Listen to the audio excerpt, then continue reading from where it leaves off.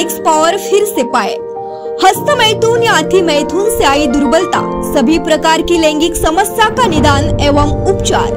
नपुंसकता, वीर्य की कमी, शीर्घपतन, शुक्राणु की कमी, स्वप्न दोष, काम क्रीड़ा की अनिच्छा आदि समस्याओं के उपचार के लिए आज ही संपर्क करें doctor Nishikant More, Manoshanti sex disorder clinic 9850386698, सुबह 10 से लेकर शाम 7 बजे तक। हमारा पता रजत संकुल, विंग नंबर 1, गणेश पेठ, बैद्यनाथ चौक, बस स्टैंड रोड, नागपुर 440018। चलो फिर देर किस बात की। नमस्कार, शंकराल आवाज सत्याचा मध्ये मी मयुरेश गोखले आपले परत एकदा स्वागत करतो। आज आम्ही सल्ला डॉक्टरांचा हा एपिसोड मध्ये तुमच्या समोर एक असा विषय घेऊन येतोय जो जरा अवघडलेला आहे। सेक्स, शीघ्रपतन, हस्तमैथुन, लैंगिक क्रिया हे असे सगळे शब्द वापरले की सार्वजनिक ठिकाणी लोकांना जरा अवघडल्यासारखं होतं। आपल्या भारताची गंमत अशी की खरं हे शब्द बोलायला पण लोकांना आवडत नाहीत आणि तरीही आपल्या भारताची लोकसंख्या दरवर्षी झपाट्याने वाढते आणि होतं असं की हे विषय आपण चर्चा करत नाही आणि त्याच्यामुळे बऱ्याचदा काही लैंगिक समस्या निर्माण होतात। मग अशा समस्यांचे निराकरण जर चांगल्या योग्य ठिकाणी जाऊन झाले नाही तर त्याच्यामुळे आणखी नवीन समस्या निर्माण होतात। आपल्या भारतातली बरीच जण याच्यामुळे पीडित आहेत आणि म्हणून सेक्स या विषयावर चर्चा आम्ही या सल्ला डॉक्टरांच्या मार्फत करणार आहे आणि वेगवेगळे विषय आम्ही त्याच्यात घेऊन येणार आहे। आजचा आपला असाच एक विषय आहे, तो म्हणजे नपुंसकता। नेमकं हे काय असतं, याच्यात काय परिणाम याचे होऊ शकतात, लोकांना याच्यापासून इलाज याचा आहे की नाही, या सगळ्या गोष्टी आपण चर्चा करणार आहे आणि याच्यासाठी आज आपल्याकडे तज्ञ म्हणून इथे आलेले आहेत डॉक्टर निशिकांतजी मोरे। आता आपण त्यांच्याशी चर्चा करूया आणि जरासा अवघडलेला विषय आहे आपण त्याला मोकळं करूया।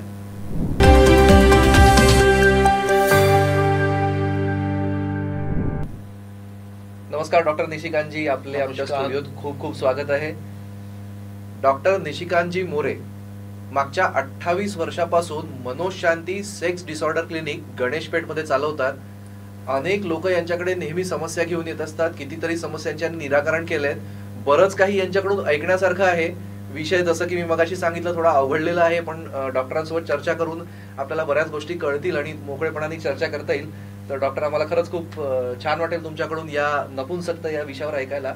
पण सर्वात पहिले असं आहे की नपुंसकता म्हणजे काय हेच आमच्या प्रेक्षकांना तुम्ही सांगा। नमस्कार मयुरेश, नपुंसकता हा जो विषय आहे हा जरी अवघड असला तरी पण मला असं वाटतं की या विषयावर चर्चा व्हायला पाहिजे। जर चर्चा होईल तर कळेल। आता याच्यामध्ये अनेक विषय येतात। नपुंसकता म्हणजे आपण सर्वसाधारणपणे असं समजतो की नपुंसकता म्हणजे शिश्नाला ताठरपणा न येणे, असा एक सर्वसाधारण समज आहे। पण दुसरा एक प्रश्न उपस्थित होतो की शिश्नाला जरी ताठरपणा जरी नाही आला तरी काही पेशंट मध्ये असं पण होतं की शिश्नाला ताठरपणा येतो पण क्रिया करायच्या अगोदरच तो ताठरपणा निघून जातो। काही ना हा त्रास असतो की शिश्नाला ताठरपणा येतो, तो क्रियाशील होतो, तो क्रियाला सुरुवात करतो, पण क्रिया करता करता आपापच तो ताठरपणा निघून जातो वीर्य न पडायच्या पहिले। कधी असं होतं की ताठरपणा येतो पण तो तितका आलेलाच नसतो आणि त्याला कळून चुकलेलं असतं की आपण या ताठरपणामध्ये क्रिया करू शकत नाही किंवा केली तरी त्याच्यातून तो सॅटिस्फाईड होऊ शकत नाही, म्हणून तो बाजूला होऊन जातो।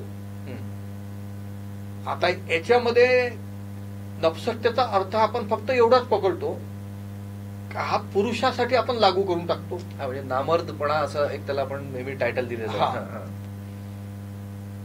की आपण वांसपणा म्हणतो त्याला, बरोबर। म्हणजे मुलं बाळ झाले नाही तो नपुंसक, मुलं बाळ झाले नाही म्हणून तो नपुंसक असं नाही होऊ शकत।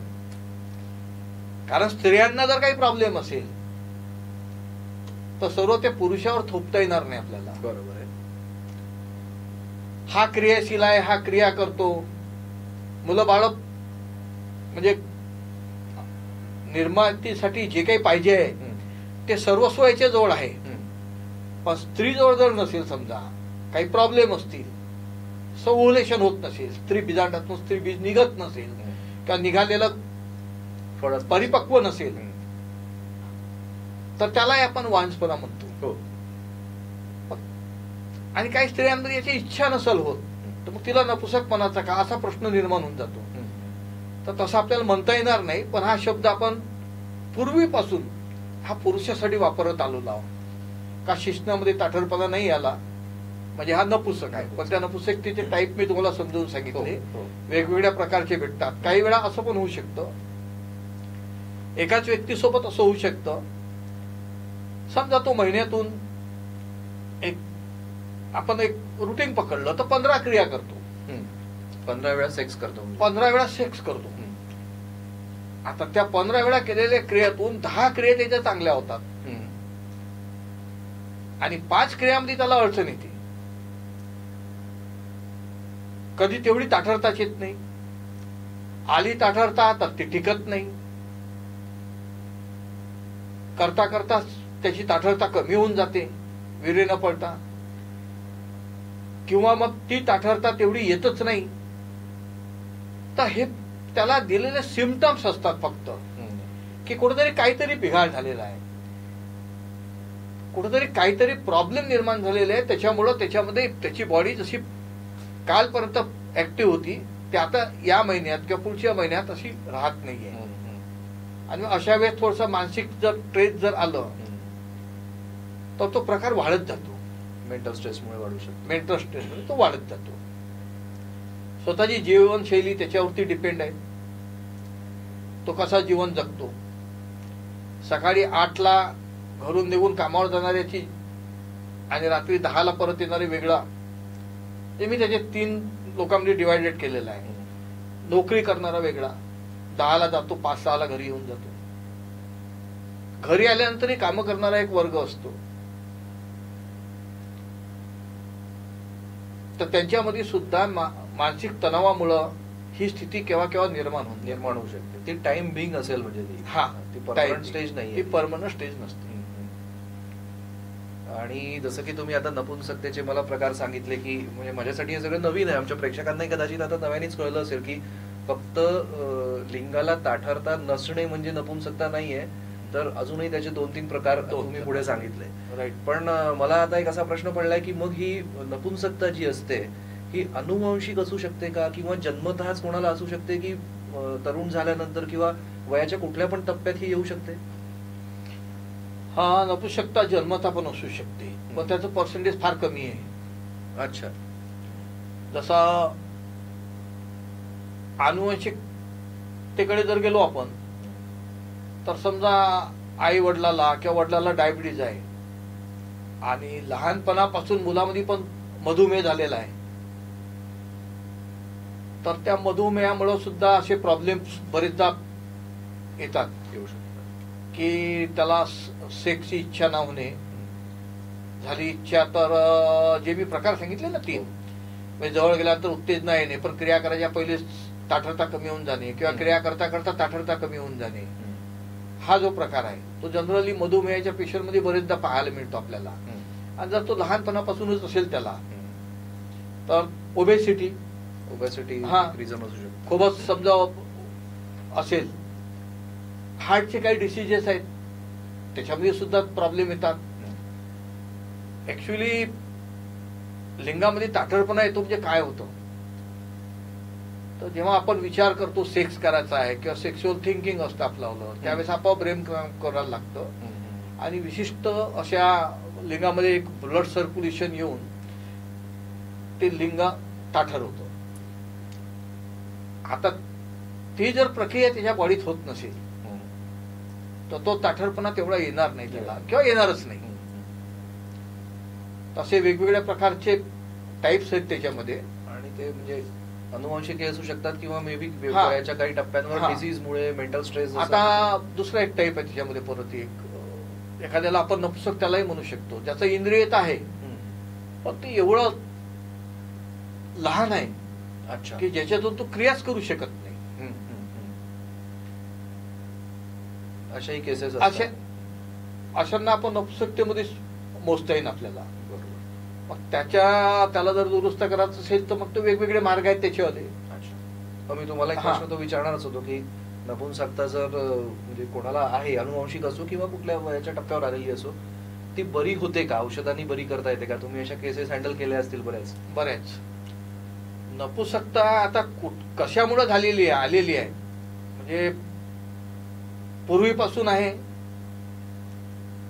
की नंतर त्यांना आपलं वैवाहिक जीवन जगत असताना सर्व काही व्यवस्थित चालू असताना त्याच्यामध्ये मध्यंतरी आलेली आहे. काही मानसिक तणावामुळे आलेली आहे, कुठले काही आजार झाले आहेत त्याच्यामुळे आलेली आहे, स्ट्रेस घेतलं खूप जास्त कुठल्या गोष्टीचं त्याच्यामुळे आलेली आहे. ह्या सर्व गोष्टी जोपर्यंत आपण प्रत्यक्ष बोलत नाही पेशंट सोबत तोपर्यंत त्या कळणार नाही. पण त्याच्यावर इलाज आहे. आणि मग त्या कळल्या की मग त्याच्यावर आपल्याला इलाज करता येतो, सल्ला देता येतो. पण एक बोलू का मी तुम्हाला? हो, स्पष्टपणे बोलतो. नाही, आमच्या चॅनलचं नावच आहे 100 समजा असे लोक ही माझ्याकडे घेऊन आले समजा प्रॉब्लेम, त्यातल्या 50% लोकांना औषधाची आवश्यकताच नसते. हे त्यातलं सत्य आहे. अरे बापरे, स्वतः डॉक्टर सांगतात ते. हे त्याच्यातलं सर्वात मोठं सत्य आहे. म्हणजे कुठंतरी त्यांना तो प्रॉब्लेम असतो, कुठंतरी त्याला वाटतं, भास होतात, म्हणून तो तिथपर्यंत पोहोचतो. पण व्यवस्थित जर त्याची हिस्ट्री घेतली, आपण केस टेकिंग करत असताना जर वेळ दिला त्याला व्यवस्थित, तर निश्चितपणे आपल्याला त्याच्यातून कळून टाकतं की ह्या पेशंटला औषध द्यायचं आहे की नाही द्यायचं आहे. अच्छा, समजा चुकून तुम्ही तशा पेशंटला औषध दिलं तर काय होईल, हा एक प्रश्न तुम्ही मला विचारायला पाहिजे होता. हा फार महत्वाचा प्रश्न आहे की समजा त्याला गरज नाही, मी औषध दिलं आला तर काय होईल? तुम्ही काही द्या, त्याला काही नाहीये, फक्त भास होत आहेत त्याला, तो सर्व नॉर्मल आहे, पण त्याला वाटतंय काहीतरी कमी झालेली आहे. तुम्ही औषध दिलंय की त्याच्यामध्ये काही चेंजेस होणार नाही ना. तो समोरच्याही महिन्यात तसाच राहील, त्याच्यानंतरच्याही महिन्यात तसाच राहील. प्रॉब्लेम कुठे येईल? एका डॉक्टरनं औषध दिल्याच्या नंतर सर्वात मोठा प्रॉब्लेम हा येणार आहे की या डॉक्टरकडे मी ठीक नाही झालो म्हणून मी दुसरीकडे जाणार, पण तिथे जाऊनही तो प्रॉब्लेम त्याचा सॉल्व्ह नाही होणार, मग इथे नाही झाला मग तिसरीकडे जाणार. म्हणजे जो पेशंट नव्हता तो मानसिक रूपानं पेशंट तयार होणार. आणि मग अशा पेशंटला त्याच्यातून बाहेर काढणं थोडं मुश्किलवालं होऊन जातं. त्याला काउन्सिलिंगचं एक वेगळं काम त्याच्यासोबत करायचं. पहिल्यांदा त्याची केस टेकिंग घेऊन त्याला तेव्हा स्टॉप करायला पाहिजे तिथे, का बाबा रे तू काही नाही, सर्व नॉर्मल आहे तुझं. बरेचदा सर मैं पहिले तो बहुत ज्यादा, म्हणजे पहिले माझं लग्न झालं होतं तेव्हा मी रोज रात्री म्हणजे 2 वेळा 3 वेळा अशा क्रिया करत होतो, पण आता लग्नाला 4 वर्ष झाली आहे. आता माझा 10 दिवसातून 2 वेळा 3 वेळाच माझ्या संभोगाच्या क्रिया होतात, किंवा मी दुसऱ्यांदा करायला जातो माझी क्रिया नाही होत. मला नपुंसकता निर्माण झालेली आहे असं मला वाटायला लागलं म्हणजे भास होत आहे असं तो स्वतः ठरवला. पण तो हे पाहतच नाही. जसं वय बदलत जातं ना, जसं वैवाहिक जीवन तुमचं समोर समोर चालत जातं तसतसे याच्यामध्ये सुद्धा परिवर्तन होतात. ते हळूहळू कमी होत जातं. ते तो कबूल करायला तयारच राहत नाही. आणि त्यातल्या त्याच्या सोबतचे असलेले मित्र एक दुसऱ्याला पळताळून पाहतात, त्याच्यामुळे आणखी काही प्रॉब्लेम निर्माण होतात. म्हणजे कदाचित स्वतःच हे काहीतरी सिद्ध करण्यासाठी खोटं सांगून द्यायचं, आणि त्याच्यामुळे मग त्याला वाटतं का मी कुठेतरी कमी आहे, मग असे पण लोक पोहोचून जातात. बरोबर. मग त्यांना तिथेच थांबवणे सर्वात गरजेचं असते. म्हणजे 50% लोक या प्रकारचे येतात. तुम्ही आता जसं हे सांगत होते तर मला एक असं वाटलं की आपल्या देशात तसा हा विषय अवघडलेला आहे की कोणासोबत काही डिस्कस करायचं म्हटलं की जरा ऑड वाटतं लोकांना. आपण शंकरात आवाज त्याच्या माध्यमातून तोच प्रयत्न करतोय की हा विषय लोकांसमोर आणावा. तुमच्याकडे जेव्हा पेशंट्स येतात असे काही विषय घेऊन, तर तुमचा काय अनुभव आहे? खरंच मोकळेपणाने बोलतात ते की डॉक्टर मला सेक्स जमत नाही, किंवा डॉक्टर माझा ताठरता येत नाही, की ते असे घुमून फिरवून बोलतात? काय अनुभव कसा आहे तुमचा? असं आहे, त्यांना आपल्याला वेळ द्यावा लागतो. आता सुरुवात कुठून करायची हे फिक्स करून घ्यावं लागतं पहिलं. कारण तो आल्यानंतर सरळ सरळ सांगतो की सर हा पेशंट थोडासा म्हणजे येत असतानाच याच्यावरून तुमच्या लक्षात येईल की तो चेहऱ्याला बांधून वगैरे येतो की माझा चेहरा कुणाला दिसला नाही पाहिजे. आणि आल्यानंतर तो थांबण्याच्या मनस्थितीमध्ये राहत नाही जास्त वेळ असा आपली चेंबरच्या बाहेर वगैरे.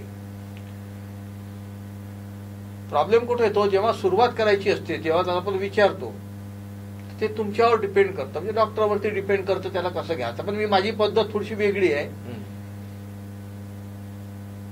त्याला बोलता करावं लागतं, तो बोलता होत नाही. तो कितीही बिंदास असेल तिकडे बाहेरच्या जगामध्ये वावरत असताना, पण जेव्हा हा सब्जेक्ट येतो ना बरोबर तेव्हा सांगायच्या वेळेस थोडासा त्यालाही संकोचल्यासारखा वाटतं. त्याचा ते संकोच एक वेळा काढला की मग तो एकदम बोलायला लागतो, मग मोकळेपणाने बोलतो. म्हणजे सुरुवातीला मी तर फक्त त्याला काहीच विचारत नाही, फक्त त्याचं नाव गाव वय प्रॉब्लेम केव्हापासून आहे कुठून आलात त्यानंतर तुमचा प्रॉब्लेम काय आहे तुम्ही सांगून द्या पहिल्यांदा, मग आपण त्याच्यावर बोलू. इथून ती सुरुवात करावी लागते. एकदा ती सुरुवात केली तो हळूहळू बोलायला लागतो. सर आतापर्यंत मला हा प्रॉब्लेम नव्हता, गेल्या 3 महिन्यापासून आहे, 6 महिन्यापासून आहे, वर्षभरापासून आहे, 15 दिवसापूर्वी आला. मग हळूहळू अनेक प्रश्न विचारून त्याच्याकडून जी माहिती पाहिजे ती काढून घ्यावी लागते. सहजासहजी तो सांगत नाही. त्याचे 2 म्हणजे तो आला, सर मला उत्तेजनेमध्ये कमी आहे, किंवा सर माझं लवकर शीघ्र पतन होऊन जातं, एवढं बोलून तो स्टॉप होणार. किंवा पहिल्यासारखं मी क्रिया करू शकत नाही एवढं बोलणार आणि स्टॉप होऊन जाणार. तो नेमकं त्याच्या डोक्यात तो घेऊन येतं का मला डॉक्टरला फक्त हे 2 पॉईंट सांगायचे, बाकी डॉक्टर पाहत बसेल. पण जोपर्यंत त्याच्यावर आपण बोलत नाही म्हणजे शीघ्र पतन होतं म्हणजे त्याच्यावर मला बोलावं लागतं मग, किंवा इरेक्शन बरोबर येत नाही, किंवा तो शब्द वाचून येतो कुठून तरी, सर मेरे को ईडी का प्रॉब्लेम आहे, अच्छा, किंवा इरेक्टाईल डिस्फंक्शन आहे. तो तेवढंच माहित असते त्याला इरेक्टाईल डिस्फंक्शनचा प्रॉब्लेम आहे. आता इरेक्टाईल डिस्फंक्शन म्हणजे नपुसकता, काही ईडी म्हणतात इरेक्टाईल डिस्फंक्शन, काही म्हणतात सर नामर्द हूं मेरे को नामर्द के कुछ लक्षण आगे असे पण बोलतात. आता फक्त थोडं त्याचं ऐकून घेतलं की त्याला काय बोलायचं आहे ते एकदा कळलं की मग हळूहळू तो बोलता होतो. आणि त्याला बोलता करावं लागतं. त्याच्यानंतर त्याच्याशिवाय आपण काहीच नाही करू शकत. तोपर्यंत ट्रीटमेंट डायग्नोसिस नाही करतायत. बरोबर. आता जसं तुम्ही सांगितलं की काही पेशंट येऊन सांगतात की मला नामर्दपणाचे लक्षण वाटतात आहे. आपल्या समाजामध्ये कसं आहे की कोणाला कधी असं चिडवायचं असेल तर ज्या चाले तू तो नामर्द आहे अशा प्रकारचे शब्द वापरले जातात. आणि त्याच्यामुळे एक अशी कुठेतरी समज झालाय की ही एक लाजिरवाणी गोष्ट आहे. म्हणजे नपुंसकता ही एक लाजिरवाणी गोष्ट आणि पुरुषी इगो किंवा पुरुषाचा अहंकार त्याच्यामुळे दुखावला जातो जर नामर्द म्हटलं तर. खरंच असं आहे का डॉक्टर? म्हणजे एखादा पुरुष नपुंसक आहे तर त्याला ती गोष्ट लपवण्याची गरज आहे का किंवा ती लाजिरवाणी आहे का? अजिबात नाही. कसा आहे हा विषय पहिलेपासून आपण दाबून ठेवलेला आहे. याच्यावर पहिल्यांदा पुस्तकं यायची ते कुठेतरी लपवून ठेवायची आणि ते वाचायची लोक, का कुठून काही असं काही मिळतं का ते बघायची. आता तसं राहिलेलं नाहीये. आता त्याला पाहिजे तेव्हा मोबाईल उघडला का ते सर्व काही मिळू शकतं जर विशिष्ट ठिकाणी गेला तर. पण सामाजिक दृष्टी आपण ज्या समाजात राहतो तो समाज मात्र या गोष्टीला मान्यता देत नाही. आपण सरळ सरळ या विषयावर चर्चा नाही करू शकत. पण ती जर चर्चा जर झाली समजा तर निश्चितच त्याच्यातून ज्या लोकांना प्रॉब्लेम आहे त्यांना, आता एखाद्याच्या पाल्याला हा जर प्रॉब्लेम असेल तो वडिलांजवळ सांगत नाही. अगदी बरोबर. आपल्या पॅरेंट्सला तो सांगू शकणार नाही. तो सांगू शकत नाही. मग सांगू शकत नाहीत मग हा कुठे सांगणार? मित्राला. मग मित्राला सांगायच्या वेळेस त्याला ही भीती वाटते की याला जर माहित झालं तर हा 4 लोकांना जर सांगेल तर माझं काय. ती जी भीती आहे ती भीती फक्त लैंगिक शिक्षण तसं बाकी देशामध्ये आहे, पूर्वीपासून दिल्या जातं. तसं जर दिलं आपल्याकडे तर तो प्रॉब्लेम सॉल्व्ह होऊन जाईल आपला. अजूनही लोक त्या विषयावर बोला. अहो, लग्न झाल्याच्या नंतर 10-10, 12-12 वर्ष होऊन जातात, 2 मुलाचे आईवडील होऊन जातात, पण स्वतःच्या मिसेस सोबत किंवा ती बाई स्वतःच्या नवऱ्यासोबत त्या विषयावर बोलू इच्छित नाही, बोलू शकत नाही. बरोबर आहे. बाहेरच्या जगाचं सोडूनच द्या तुम्ही. ते स्वतः एक दुसऱ्याशी एवढे ओपन नाही होत. त्याचे मी उदाहरण देऊ शकतो तुम्हाला. नक्कीच आम्हाला आवडेल ऐकायला. एखाद्या वेळेस असा पेशंट येऊन जातो, सर सर्व ठीकठाक आहे, मला आता फक्त एकच प्रॉब्लेम नाही आहे सर, पण मिसेस बोलली म्हणून मी तुमच्याकडे आलो. मग प्रॉब्लेम निर्माण होऊन जातो का मिसेस बोलली म्हणून आला म्हणजे काय नेमकं काय. सर मी जी क्रिया करतो ना त्या क्रियेतून तिला समाधान नाही मिळत असं ती बोलली, ज्याला आपण ऑर्गॅझम म्हणू शकतो. म्हणजे पण पहिले मी सर इतकंच टिकत होतो ना, आता का बोलली. मग मी तिला विचारलं तर ती लाजत बोलली, म्हणे नाही, म्हणे माझा हे मुलंबाळा झाले त्याच्यामुळे मग मला थोडीशी भीती वाटत होती म्हणून मी काही बोलली नाही, पण पूर्वीपासूनच मला समाधान मिळत नव्हतं. सुरुवातीचे काही दिवस सोडले, जेव्हा तुम्ही 2 वेळा 3 वेळा क्रिया करायची तर टाइम ऑफ पिरियड वाढत जातो दुसऱ्या तिसऱ्या क्रियेत. तर त्याला स्वतःच्या बायकोकडून हे ऐकून घ्यावं लागलं का त्याला तिचं समाधान तो आतापर्यंत करू शकत नाही. मुलं बाळ होणे म्हणजे समाधान असं नाही होत. बरोबर आहे. लग्नापासून तो करू शकतो. असे अनेक म्हणजे तुम्ही त्यांना वेळ जर द्याल ना निश्चित तुम्हाला सर्व सांगतात. खरं आहे. म्हणजे डॉक्टर खरंच तुम्ही एक समाज कार्य सुद्धा करताय की ह्या अशा विषयावर तुम्ही लोकांना बोलतं करता, त्यांच्या ट्रीटमेंट्स करतायत आणि अवघडलेला विषय आहे खरं तर हा, पण खूप मोठं कार्य तुमच्या हातून सोबत घडतंय. आणि मला एक सांगा की सहसा या विषयावरचे क्लिनिक्स किंवा सेक्स डिसऑर्डर क्लिनिक पण आपल्या नागपुरात म्हणू किंवा महाराष्ट्रात फार कमी आहे. तर तुम्ही या क्षेत्रात 28 वर्षापासून काम करताय. जेव्हा सुरुवात केली होती तेव्हा काय नेमकं मनात होतं की म्हणजे पहिले से डिसाइडेड था की मला हे करायचं आहे, किंवा सुरू केलं डायलेमा होता करू की नको करू, नेमकं काय झालं? फार पूर्वीची गोष्ट आहे. मी जेव्हा नागपूरमध्ये ज्या ठिकाणी प्रॅक्टिस करत होतो तर प्रॅक्टिस करत असताना एक आमचं डॉक्टर कॉम्प्लेक्स होतं. असं तिथे जवळपास 8 ते 10 डॉक्टर्स होते.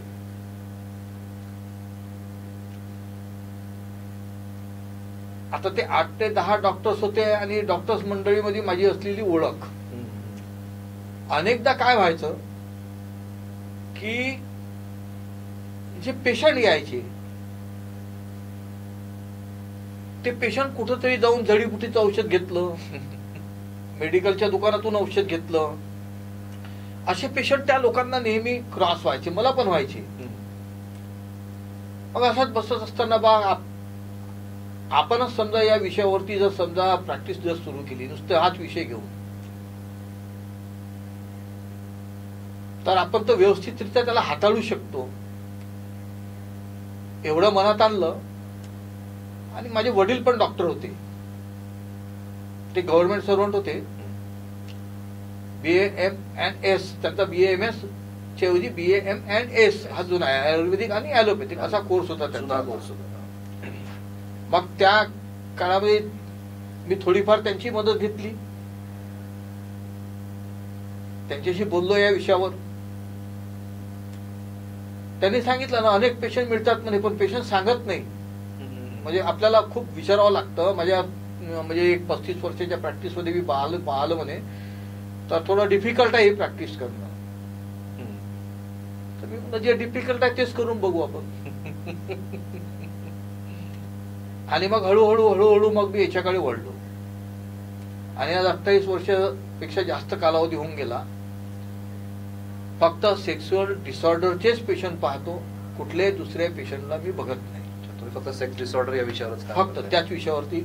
नक्कीच. आपण sex disorder clinic doctor sir चालवतात, त्यांचा खूप मोठा अनुभव आहे. तर मला असं वाटतं डॉक्टर की आज हा नपुंसकता हा एकच विषय आपण आजच्या एपिसोडमध्ये घेतलाय. असे आणखीन पुढे पण आमची इच्छा आहे की तुम्ही आपण बोलता बोलता एक राहून गेलं. नपुंसकतेला आणखी दुसरे प्रॉब्लेम, दुसऱ्या गोष्टी पण कारणीभूत असतात. एक मानसिक तणाव, दुसरा हार्मोनल डेफिशियन्सी. हार्मोन मध्ये काही जर चेंजेस जर झाले असेल तर सुद्धा हे येऊ शकतं. मानसिक तणावामध्ये अनेक गोष्टी येतात, त्या तुम्हाला पेशंट कडून काढून घ्याव्या लागतात. हार्मोनल असेल समजा तर ते चेक केलं तर तुम्हाला माहित पडून जातं. पॅथॉलॉजिकल लॅब कडून तुम्हाला कळून जातं की याला काय काय प्रॉब्लेम असू शकतात. नपुंसकतेसाठी एक महत्वाचं कारण आता जो म्हणजे फास्ट जीवन जे आहे आताचं जीवनशैलीचं ते जगणं. परत एक सांगतो, एका स्त्रीची दुसऱ्या स्त्रीशी तुलना करणे हा एक मोठा एक आता इतक्यात फॅट झालेला आहे निर्माण. काय होतं, एकीशी लग्न झालं, 15-20 वर्ष झाले, मल्टीमीडिया आहे,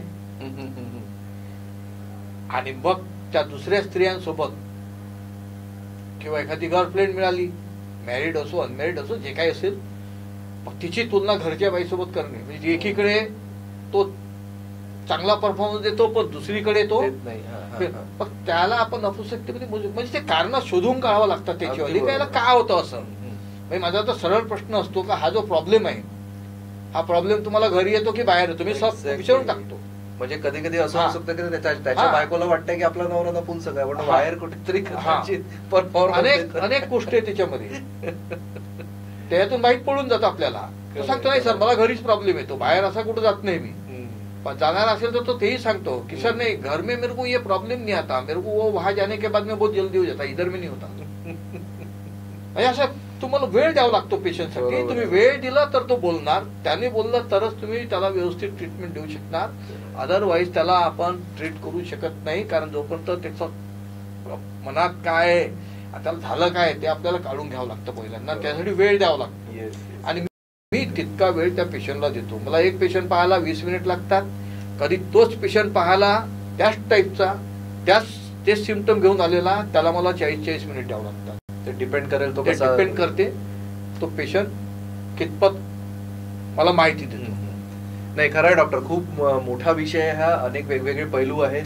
जसं की तुम्ही आता सांगताच मला बऱ्याच गोष्टी तुम्ही बोलले, शीघ्रपतन हा एक विषय असू शकतो, हस्तमैथून विषय असू शकतो, किंवा आता जे आपण बोललो एक्स्ट्रा मॅरिटल अफेअर हा सुद्धा आपण त्याच्यामध्ये घेऊ शकतो. असे अनेक विषय घेऊन आम्ही तुमच्यासोबत परत चर्चा करणारच आहे. पण आपल्याला आता थोडंसं वेळेचं बंधन आहे, त्याच्यामुळे आपण आता इथे थांबूया. तुम्ही इथे आलात, आम्हाला इतका मोलाची माहिती दिली जी आज खरंच आपल्या देशाला गरजेची आहे आणि आपल्या सगळ्या तरुण वर्गासाठी, आणि मी तर म्हणतो तरुण नाही सगळ्याच वयाच्या वयोगटासाठी हा विषय महत्वाचा आहे. अवघडलेला विषय डॉक्टरांनी खूप छान मांडलेला आहे. डॉक्टर तुम्ही इथे आलात त्याच्यासाठी आमच्या शंकराच्या पूर्ण टीम कडून आपले खूप खूप धन्यवाद. मी पण तुमच्या चॅनलला धन्यवाद देतो, मला बोलवलं आणि परत आम्ही बोलवत राहणार आहे. थँक्स. खोई हुई सेक्स पावर फिर से पाए. हस्तमैथुन या अतिमैथुन से आई दुर्बलता, सभी प्रकार की लैंगिक समस्या का निदान एवं उपचार. नपुंसकता, वीर्य की कमी, सिरघपतन, शुक्राणु की कमी, स्वप्न दोष, काम क्रीड़ा की अनिच्छा आदि समस्याओं के उपचार के लिए आज ही संपर्क करें doctor Nishikant More, Manoshanti sex disorder clinic, 9850386698, सुबह 10 से लेकर शाम 7 बजे तक. हमारा पता रजत संकुल, विंग नंबर 1, गणेश पेठ, बैद्यनाथ चौक, बस स्टैंड रोड, नागपुर, 440018. चलो फिर देर किस बात की.